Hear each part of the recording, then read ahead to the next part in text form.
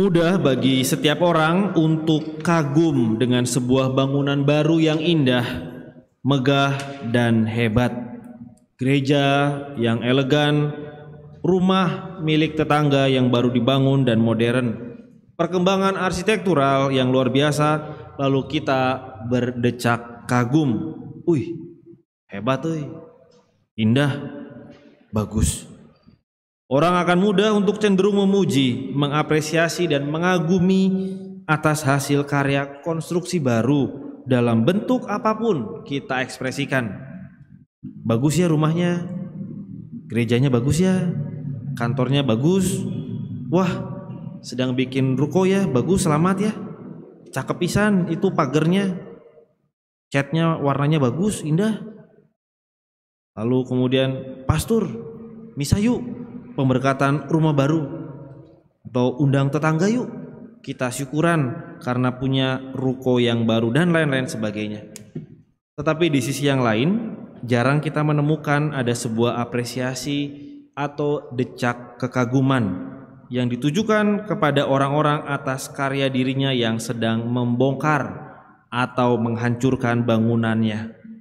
Jarang kita dengar, wah hebat ya, rumahnya sekarang udah dihancurin. Gak ada. Wah sukses ya, rukonya dirobohkan. Sukses ya, pagarnya sekarang sudah rontok semua. Profisiat. Tidak ada itu. Pastor misa yuk, syukuran rumah sudah dihancurkan. Gak ada. Pastor misa yuk, syukuran tembok udah dibobok. Apresiasi dan konstruksi atas bangunan baru itu mudah kita temukan. Tetapi atas sebut saja dekonstruksi bangunan lama itu tidak ada. Sederhananya, dekonstruksi, dan konstruksio adalah soal membangun kembali. Dalam Kamus Bahasa Indonesia, dekonstruksi itu mengacu kepada penataan ulang. Karena dekonstruksi mengarah kepada kegiatan membangun kembali, maka diandaikan bahwa dekonstruksi itu selalu ada proses menghancurkan, merubuhkan bangunan lama untuk kemudian ditata lagi, ditata ulang dalam bentuk, fungsi, tujuan, dan makna yang baru. Baru setelah itu dibangun kembali. Perbedaan antara sekedar konstruksi dengan dekonstruksi. Ada yang bilang bahwa Yesus adalah Bapa dekonstruksi sejati. Yesus hebat bukan karena kehebatannya membangun jemaat yang dimulai dari para rasul dan penerus pengikut-pengikutnya. Kehebatannya bukan soal kehebatannya membuat mujizat, menyembuhkan, mengusir setan, tetapi soal dekonstruksi Yesus. Bagaimana Yesus itu merombak, merubuhkan tatanan lama yang sudah ada, merubuhkan benteng tradisi kuat untuk kemudian dibangun kembali. Sehingga hadirlah makna baru yang lebih segar.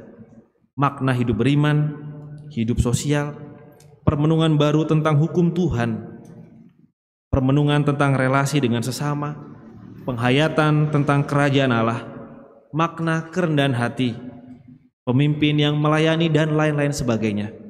Dan semuanya itu adalah hasil dari proses dekonstruksi Yesus yang tidak main-main. Semua dia hajar, semua dia lawan, yang penting ini harus didekonstruksi untuk bisa membangun pemaknaan baru. Sebagaimana layaknya orang mau membangun bangunan 3 lantai, tentu dia akan menghancurkan bekas pondasi yang lama yang tadinya hanya 1 lantai, daripada nanti tidak kuat. Pun demikian, membangun bangunan iman yang baru, yang kokoh, harus berdiri di atas pondasi yang baru. Kalau pondasi yang lama dirasa tidak kuat, mau tidak mau harus dibongkar. Karena bangunan iman saya akan menjadi bangunan iman yang tinggi, megah, dan kuat, maka pondasi juga harus dirombak, dihancurkan. Bukan untuk ditinggalkan, tetapi untuk disusun ulang kembali dan dibangun lagi sesuai dengan kehendak Tuhan. Sebagaimana kita tahu bait Allah dihancurkan dan dibangun 3 hari dalam kebangkitan. Nah, lewat bacaan-bacaan hari ini yang tadi kita dengarkan, hari ini tentang keluarga, tapi juga ada permenungan tentang proses dan pergerakan dari pemahaman lama menuju pemahaman baru yang luar biasa yang bisa kita renungkan bersama. Dalam bacaan Injil, nuansa tersebut sangat terasa. Meski kita tahu kadang bacaan Injil yang kita dengarkan hari ini itu sering kita dengarkan pada misa-misa perkawinan, nasihat hidup rohani tentang perkawinan. Tetapi di balik itu ada tawaran refleksi yang indah dari Yesus tentang proses dekonstruksi Dia untuk mengundang semua orang melihat tentang kesetaraan pria, wanita, anak-anak di mata Tuhan. Kita semua tahu dalam tradisi dan kebiasaan sosial jemaat bangsa Yahudi tidak ada yang namanya kesetaraan murni. Semuanya itu berbeda. Bahkan dalam hidup beriman pun sama, berbeda. Laki-laki itu memiliki porsi segalanya. Perempuan, anak-anak tidak diperhitungkan. Karena tidak diperhitungkan, maka akan cenderung diabaikan. Bahkan dalam praktek kesalehan sehari-hari juga sama. Seakan-akan keselamatan itu adalah milik paternalistik laki-laki saja. Tidak memperhitungkan keselamatan bagi perempuan dan anak-anak. Nah, di depan orang Farisi yang hendak mencobai Yesus tentang hukum perceraian Musa, Yesus ternyata sekaligus mau sekalian membongkar dan meruntuhkan pemahaman lama tersebut demi sebuah bangunan iman yang kuat dengan pondasi yang kokoh. Yang pertama, soal kesetaraan sosok perempuan. Mari kita ulang pertanyaan orang Farisi mencobai Yesus itu berdasarkan hukum Taurat. Bolehkah seorang suami menceraikan istrinya? Tetapi Yesus menjawab mereka, apa perintah Musa kepadamu? Jawab mereka, Musa memberi izin suami bisa menceraikan istrinya dengan membuat surat cerai. Kita bisa lihat jawabannya atas pertanyaan orang Farisi ini mengutip dari bacaan pertama. Yesus menjawab, karena ketegaran hatimulah maka Musa menulis perintah itu untukmu. Sebab itu seorang laki-laki akan meninggalkan ayah dan ibunya dan bersatu dengan istrinya sehingga keduanya menjadi satu daging. Karena itu apa yang telah dipersatukan Allah janganlah diceraikan manusia. Sebenarnya pembicaraan ini berkisar pada dua tataran yang hendak ditawarkan oleh Yesus. Yang pertama adalah tataran hukum adat atau agama di satu sisi, dan di sisi yang lain adalah tataran batin yang melebihi sisi-sisi yuridis tentang hukum agama. Nah, orang Farisi itu bergerak hanya dalam tataran pikiran hukum belaka, tradisi semata, yakni soal diperbolehkan atau tidak diperbolehkan untuk bercerai menurut aturan hukum yang berlaku. Yang padahal ini semua harus didekonstruksi, harus ditata ulang lagi. Kita tadi ingat dalam bacaan pertama pada kitab Kejadian sudah sangat jelas. Sebab itu laki-laki akan meninggalkan ayah dan ibunya.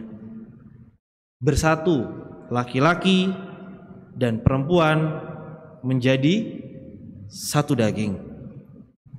Satu laki-laki, satu perempuan, dan satu daging yang namanya anak. Dan semuanya itu setara. Pada tataran batin, Yesus mau mengajak orang untuk melihat bahwa lembaga perkawinan ini adalah sebagai tanda untuk menjalankan kemauan ilahi. Gereja mengembangkan kesadaran ini dengan mengangkat perkawinan sebagai sakramen kesatuan yang dikehendaki oleh penciptanya sendiri. Dan inilah yang mendasari hukum gereja tentang perkawinan. Jika istri menceraikan suaminya lalu kawin dengan laki-laki lain, ia berbuat zina, kata Yesus. Maka bisa kita bayangkan dalam budaya paternalistik, jawaban Yesus ini aneh. Jika istri menceraikan suaminya, berarti gak cuma suami doang loh yang bisa menceraikan istri. Istri juga bisa menceraikan suaminya. Tetapi dalam budaya paternalistik, tidak ada kata-kata dan hukum tentang kemungkinan istri menceraikan suaminya. Kok ada konsep istri diperhitungkan dalam keselamatan?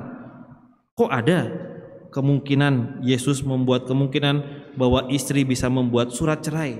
Kan harusnya semuanya yang menentukan adalah suami. Sebagaimana pertanyaan orang Farisi, bolehkah seorang suami menceraikan istrinya? Jawab Musa boleh memberikan izin suami menceraikan istrinya. Seakan-akan semuanya adalah suami. Yesus memandang bahwa perempuan dan laki-laki itu setara dalam hak dan kewajiban memperjuangkan karya keselamatan dalam keluarga. Lewat apa yang ia katakan, ternyata Yesus mau mengangkat martabat perempuan. Jadi laki-laki di mata Yesus itu semuanya sama. Sekali lagi, perkawinan adalah tanda bahwa satu laki-laki, satu perempuan, dan menjadi satu daging. Ini semuanya menjalankan kemauan ilahi dan bukan kemauan pribadi. Perempuan dan laki-laki setara dalam karya keselamatan. Maka dibongkarlah pemahaman lama tentang paternalistik. Yang kedua adalah soal anak-anak. Yesus ingin meluruskan status sosial anak-anak yang berlaku pada zaman itu dengan menegur murid-muridnya, sebagaimana dalam bacaan Injil, jangan melarang mereka untuk datang kepadaku. Dengan demikian, tadi soal perempuan, istri, sekarang soal anak-anak. Yesus menempatkan martabat anak-anak kecil ternyata setara dengan laki-laki dan dengan perempuan, setara dengan ayah dan ibunya. Ternyata anak-anak di mata Yesus itu diperhitungkan oleh Allah. Anak-anak diselamatkan. Suatu perwujudan kasih Yesus pada anak-anak kecil ternyata sangat mendalam. Lihat, di sini Yesus menata ulang kembali pondasi hidup beriman, hidup sosial masyarakat Yahudi yang awalnya tidak pernah ada namanya anak-anak itu diperhitungkan dan dituliskan dalam kitab suci. Kalau kita ingat, Yesus memberi makan 5.000 orang laki-laki. Perempuan dan anak-anak tidak masuk hitungan. Nah, di sini Yesus justru kebalikannya. Yesus sangat memperhitungkan anak-anak, bahkan dia sendiri yang bilang, anak-anaklah yang empunya kerajaan Allah. Bukan laki-laki, bukan orang dewasa. Kerajaan Allah dan karya keselamatan adalah untuk semua, setara, baik tadi laki-laki, perempuan, dan anak-anak. Maka Bapak dan Ibu yang terkasih, mari sebagaimana Yesus menata ulang pondasi hidup beriman murid-murid dan para pengikutnya, pun demikian dengan kita semua. Mari kita bersama-sama menata ulang bangunan hidup kita. Kalau kita tahu ada yang tidak beres, pondasi yang tidak kuat, mari kita tata ulang lagi. Kalau perlu dibongkar, ya bongkar saja. Jangan sampai kita sok-sok membangun rumah baru kehidupan, tetapi sebenarnya bawahnya bobrok dan pondasinya tidak kuat.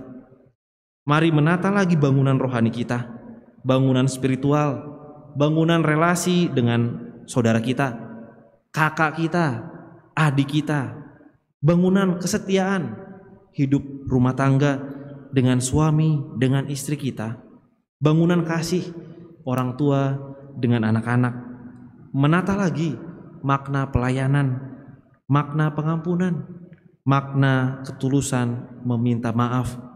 Dekonstruksikan lagi, perbaiki ulang, tatalah terus soal kualitas hidup beriman kita kepada Yesus. Kita sudah memasuki bulan Oktober.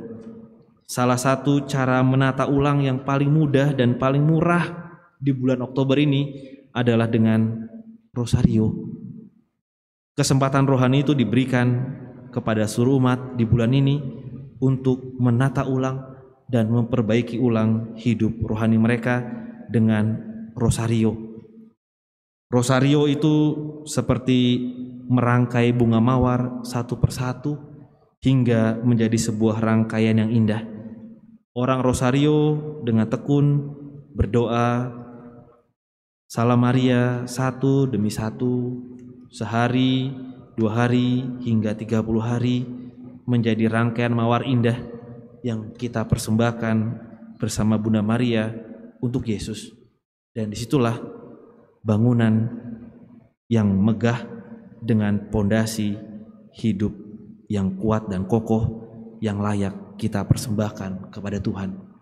Jangan sampai kita mempersembahkan sekonyong-konyong bangunan hidup rohani yang megah, kuat, hebat, tetapi sebenarnya bobrok, tidak kuat, dan mudah roboh. Yesus menata ulang semuanya, meskipun konsekuensinya adalah kematian, tetapi tetap Dia lakukan. Pun demikian, setidaknya dengan kita semua. Kemuliaan kepada Bapa dan Putra dan Roh Kudus,